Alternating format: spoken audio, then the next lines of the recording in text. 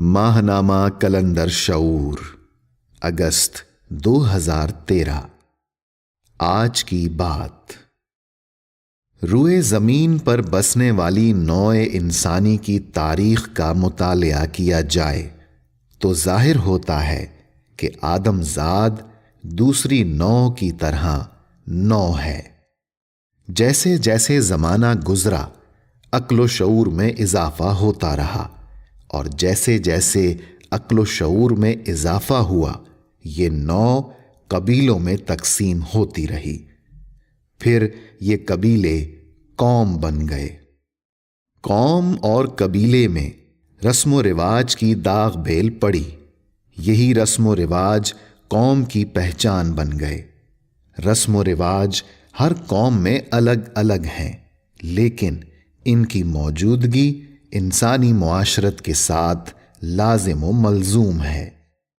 جب رسم و رواج نے الہی علم کے خلاف بغاوت کی تو اللہ تعالیٰ نے ان رسوم کو ختم کرنے کے لیے پیغمبروں کا ایک سلسلہ قائم کیا، اور 1,24,000 پیغمبروں نے ہر قوم کو بتایا کہ رسم و رواج ایسے ہونے چاہیے جن میں آدم زاد بے عزت نہ ہو اور اس کی شان تخلیق متاثر نہ ہو۔ تاریخ بتاتی ہے کہ کوئی زمانہ ایسا نہیں گزرا جب زمین میں قوم اور قبیلے جشن نہ مناتے ہوں، اور یہی جشن ان کے قومی تشخص کا آئینہ ہوتا ہے۔ اس آئینے میں قومی شعار کا چہرہ صاف اور واضح نظر آتا ہے۔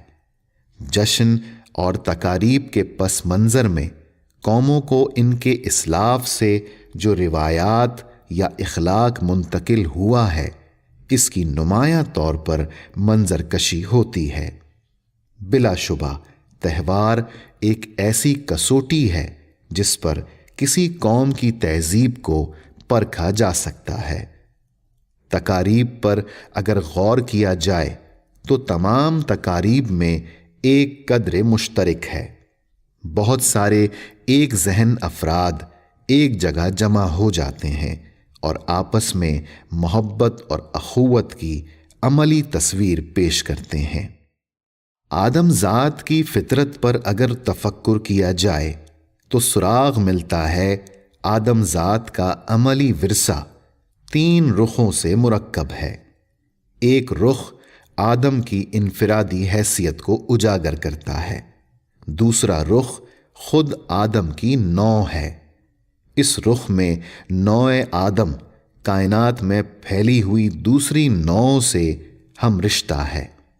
تیسرا رخ آدم کا آدمیت کو عبور کر کے نوع انسان بن جانا ہے، اور یہ اجتماعی ذہن کا وہ آئینہ ہے جس میں ساری کائنات اور کائنات میں تمام نوعیں ایک خاندان کے افراد نظر آتے ہیں۔